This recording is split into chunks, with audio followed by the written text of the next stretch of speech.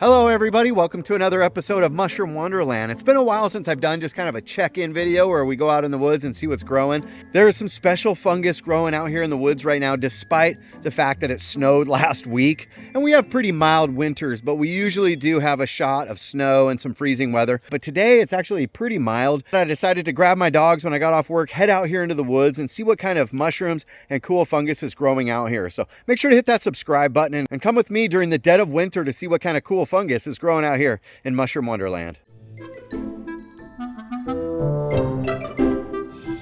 Welcome to Mushroom Wonderland.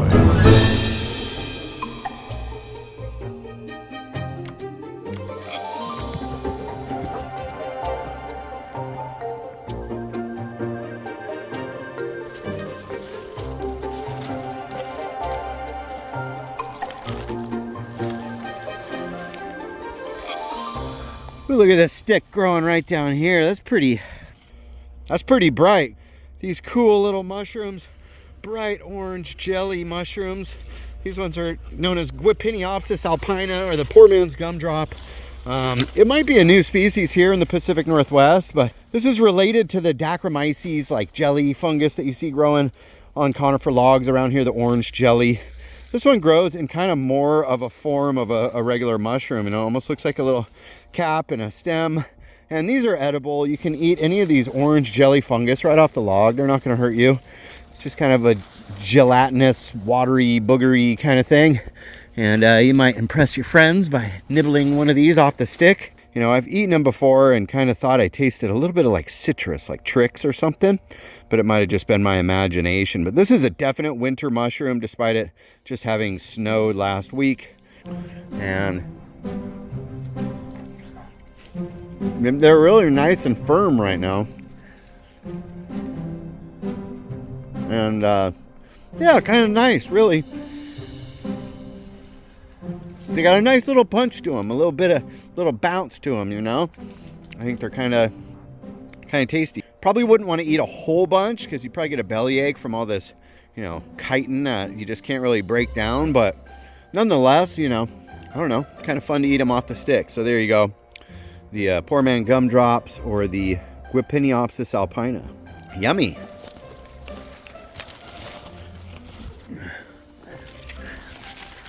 And those are Basidiomycete. They're related to gilled mushrooms, you know. They're dropping spores off of those fruiting bodies. Oh, look at this. Growing right on this log. Some beautiful little fruitings going on. Look at that. Now this one is known as the false turkey tail. A lot of times people are out looking for turkey tail mushrooms, and they, you know, and then they find these, which grow in these formations, these little kind of tree conch or tree shelf type formations. But this one's known as sterium, so the false turkey tail. But don't worry, it's not toxic. But this one's orange with a white margin. See how it's white right at the edge? When you flip it over, it's smooth under there. It doesn't have a creamy white surface like the turkey tail does. This one's just totally smooth. And it's creating spores right there on that. This is the fruiting body of a fungus living in this wood. So it is pretty closely related to turkey tail, but just not said to have all of the medicinal compounds. But these are growing in nice little tufts. They're really beautiful right now. Sterium hirsutum, or false turkey tail.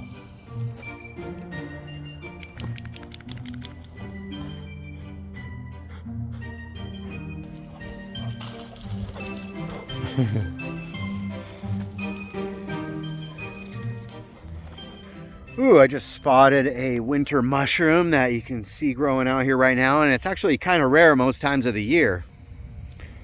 Check this out. This is the Chlorocyboria aerogenescens, or the blue-green elf cup. Look at that. There's the cups, your fruiting bodies. You know, if you look at the Wikipedia article, it says that they're pretty rare. But I see them about, you know, a third of the time or so. So I don't think it's quite that rare. But the cool thing about this fungus is that it turns this wood, this bluish green color. Chlorocyboria means green cup. You know, here's another chunk of it right here. And in Italy, for hundreds of years, they've been making nice, jewelry and trinkets and stuff like that out of the Chlorocyboria. And so there is the cups, the actual blue-green elf cup. Pretty small little mushroom. So there it is with a little light on it. Your blue-green elf cups. They're awful small, but this is the time of the year when they like to fruit, when it's really cold out. Despite there not being a ton of other mushrooms, the Chlorociboria wood is out. So go out into the woods, look for this green-blue colored wood and collect it, see if you can get some solid chunks out of it. Dry it out and then give it to your local woodworker, your friend who's interested in cool wood.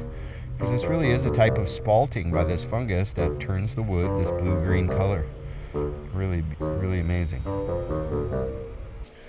So I like to collect all the pieces.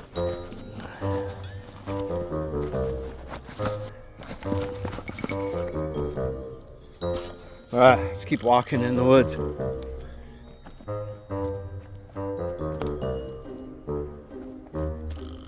This is an area where I often find a lot of the Chlorociboria wood. It's an area where it's a lot of western hemlock. So Tsuga heterophylla, this tree grows all over the Pacific Northwest, and something about the hemlock wood is really good for the Chlorociboria. It really likes these hemlock forests.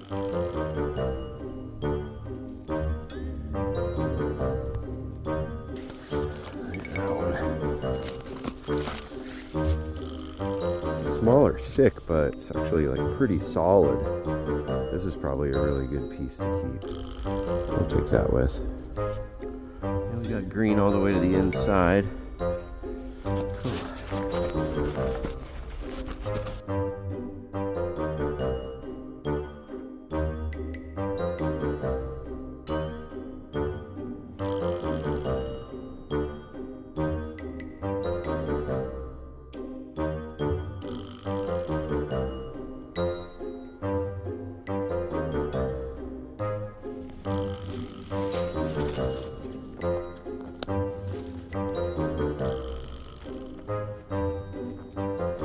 Like these, the red-belted conks, these ones, Fomitopsis mounsii. There's quite a few growing here on this old hemlock log. And then if I look up here, I've got some other kind of little shelf mushrooms called trichaptum that are growing.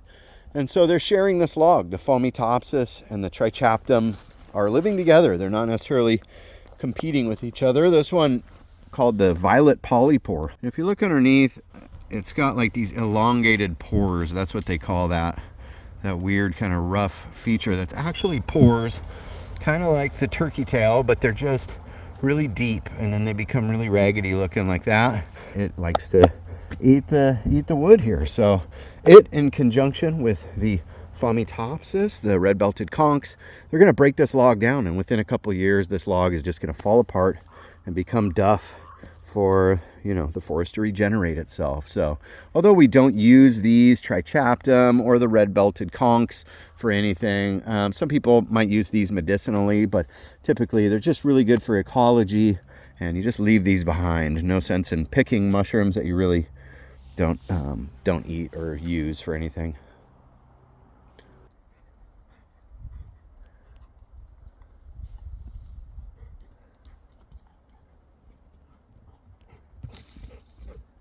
Right now it's definitely truffle season out here, but this is a really hemlock dominated forest. The local culinary truffles like to grow with Douglas fir, which there is a lot of that out here, and no doubt there are truffles growing all over out here, but they're not in the high concentrations that you'll find in tree plantations. That's why truffle hunters are usually in younger tree plantations where it's all Douglas fir. Right now Loki's not really in truffle mode, and that's not really what we're looking for, but once in a while you can see holes where squirrels have been digging, and you can kind of poke around and you might find truffle, and there's some truffles that are deer truffles, and some of them are good culinary truffles, but truffles are definitely one of the funguses that is fruiting this time of year. If you have a truffle trained dog like our dog Loki, you can definitely find truffles fruiting this time of year. Let's have a look at Loki finding a truffle really quick.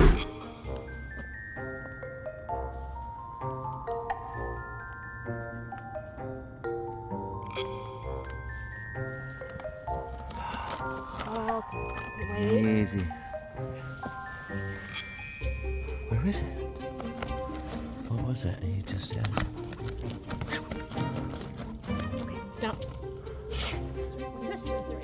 Oh my goodness.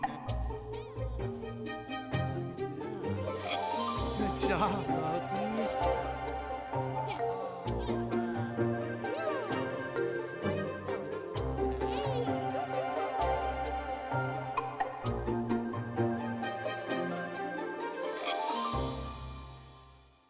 So you see, it's possible. We trained him online through the Truffle Dog Company. You could train any dog. And it's really exciting to see them start finding truffles in the wild. It's just such a fun activity. So good thing to do with your dog this time of year is to get them into truffle hunting. But I don't think we're gonna find any of those out here today. So let's keep going and see what is growing right here at sea level in Western Washington. Hey, come say hi to the camera. This is the stud. He is so busy though, out here in the woods. He ain't got time. I hope y'all know Gunner. This is my dog right here. This is Gunner, the hound lab. He's 10 and a half years old now. And the best trail dog a man could ever ask for. Super loyal, chill, listens super duper good. He's just the best. And he's still happy to be out here in the woods, walking around with Daddy.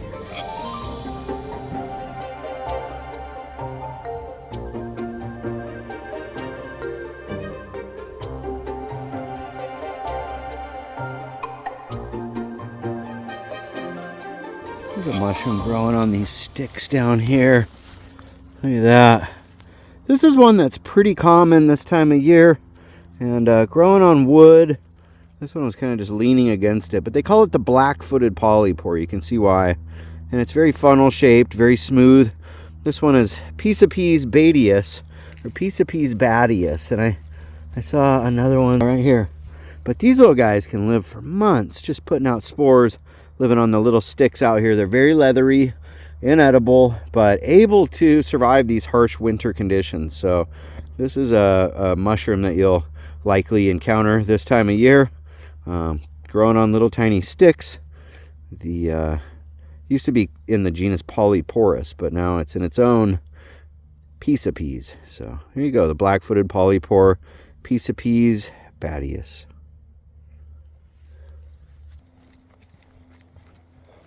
There's more of your red-belted conks, Phomitopsis mounsiae. You can see it growing back there. Look at this, some old red-belted conks. Kind of look like a face, right? That's a little creepy. I feel like something's staring at me, and I look over, and there's this old face on the tree. It's the old man of the woods, keeping an eye on things. Check out these big, huge mycenas. They're growing all over right here, and they're really fresh. They do not mind that snow at all. So this one, Mycena robusta, a very robust mycena. That's how it gets its name. And it survives out here in the cold and the snow, the frost. It doesn't matter. There's a huge fruiting of them right here. But look, some of them are actually like pretty sizable. Look at the size of that. It's a big mycena. Maybe one of the biggest mycenas. Mycena robusta growing out here. Despite it being snowy, frosty, all that stuff, this robust mycena still growing out here in the dead of winter.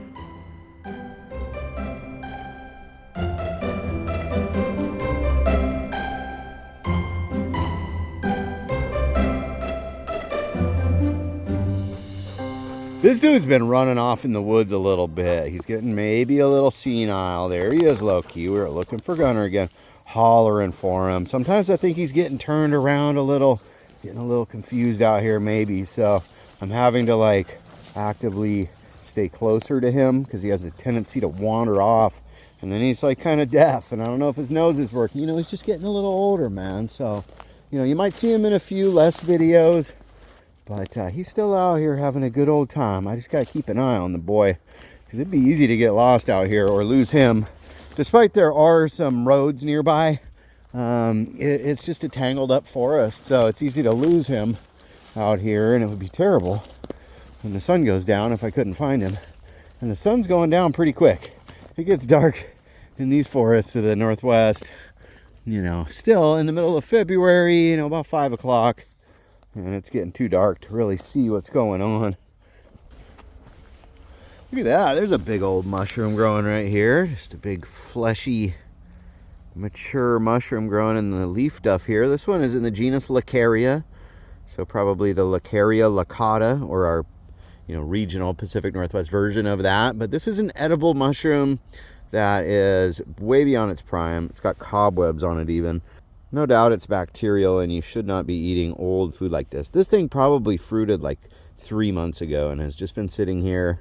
And the gills are all pretty hammered and they're really wet. I can feel them. They're not producing spores anymore.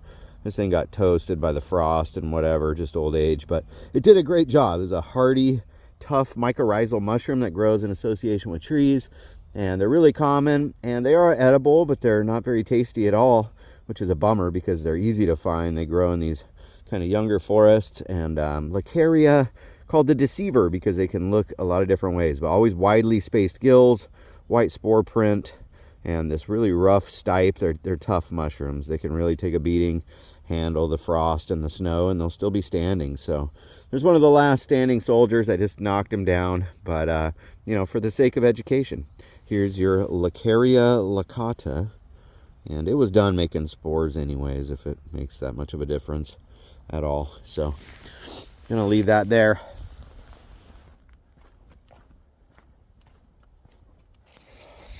This is a great kind of forest to look in for different interesting mushrooms because there's a lot of dead logs and sticks laying around. Really good for all the saprobic mushrooms that tend to grow here in the middle of winter and early spring. We're going to see mostly saprobes. The mycorrhizal species typically like to fruit in the fall, more of them, but there's still some spring fruiters. Oh, look at what we got here. Here's some mushrooms. Looks like Hypholoma fasciculare, some old sulfur tufts or something like that. Hard to tell. They've been frozen for sure, but that's a really common mushroom you can find all year round, are the sulfur tufts, and they are poisonous, so you don't want to eat those. Wait, did I see a big gilled mushroom? What is this? Oh, nope. Right there is your red-belted conch, Phomitopsis monsier.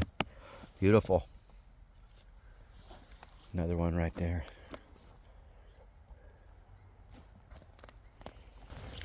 Look right here, this bright orange jelly growing on the end of this conifer log round laying here. So this one is your conifer orange jelly fungus, Dacromyces chrysospermus. So another one of these orange jellies that grows on wood, but this one on conifer. And it is a white rot decayer, but these are the fruiting bodies, and they are related to your gilled mushrooms, also related to all those orange jellies that we've already seen. You can eat that. I'm going to skip this time on eating it, but you can impress your friends by grabbing that off the log and just munching it up. Yum, yum. So there you go. Here's some more of that stearium fruiting right there that we already looked at, but as I look farther down the log, look at this. Oh, a bunch of this orange jelly fungus. That is pretty nasty. So that is kind of related to the Guipiniopsis alpina, but this one, known as Nematolia aurantiaca. Nematolia is a parasite that is growing on the stearium. So where you see the stearium, this is actually growing right on the stearium itself, and these are edible. The golden ear, some people call it, and they cultivate it in China. These ones are past their prime, but a definite winter mushroom. These orange jelly-like funguses. This one's actually pretty big, kind of nasty and bacterial. Don't eat rotten food, but a good example of your stearium and then the parasitism of the Nematolia growing on this hardwood, this chunk of big leaf maple. So if these were young and fresh, I could harvest them and put them in a soup like they do in China. But today we're going to leave these behind. Right, Loki? Yep.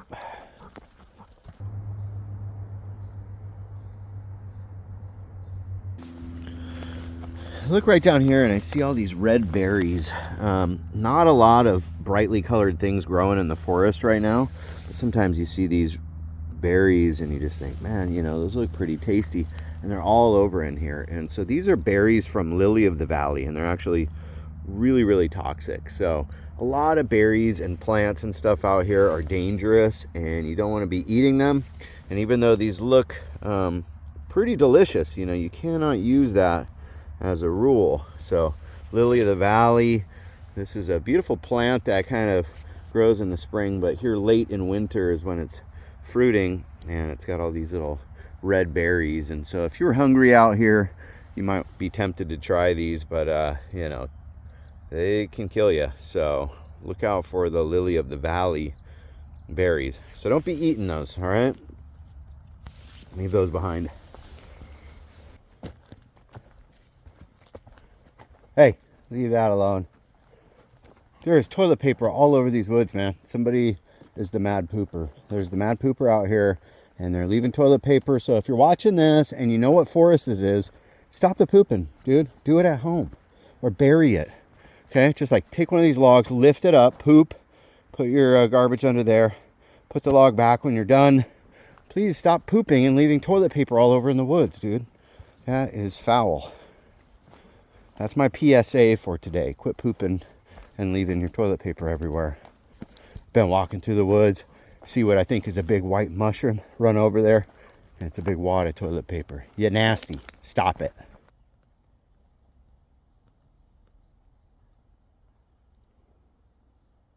Getting about ready for spring. I love the winter, and I love snow sports and snowboarding and skiing and stuff, hiking in the snow, but we've had a good long winter, and I think it's about time for spring to be on its way now.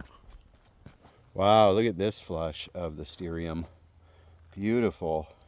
Taking over these logs. So this is red alder, and this fungus is really liking it. Look at that. Beautiful fruitings happening right now in the winter time.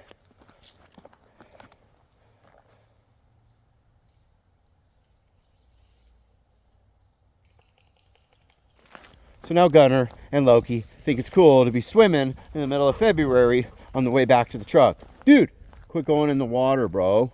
For real, that was not cool. Look at that, still light out. 5:20, 5:20. That's what's up, man. The days are getting longer. We're having so much fun, but I think it's about time to call it for the day.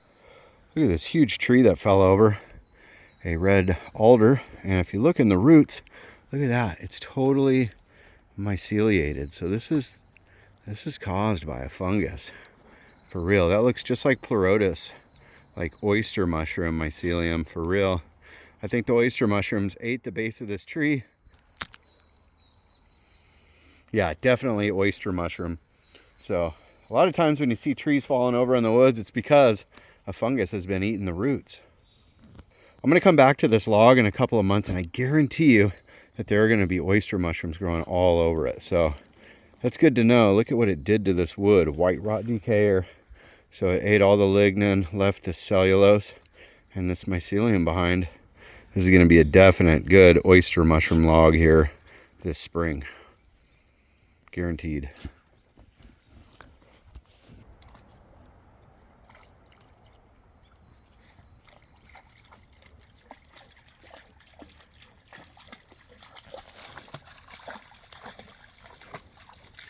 There's not tons of mushrooms out here, but there's still some interesting fungus, and there's still good reasons to be out here in the woods. You know, this time of year, really good to get into truffles or microscopy, because then you can take old mushrooms that you found last fall and you can look at them in the microscope, keep yourself entertained until spring comes and morel season starts. That's going to be exciting. So looking forward to that and tons more videos. So thanks for joining and subscribing. Help me hit that 100,000 subscriber mark. And we'll see you on the next video. Much love, everyone. Peace out.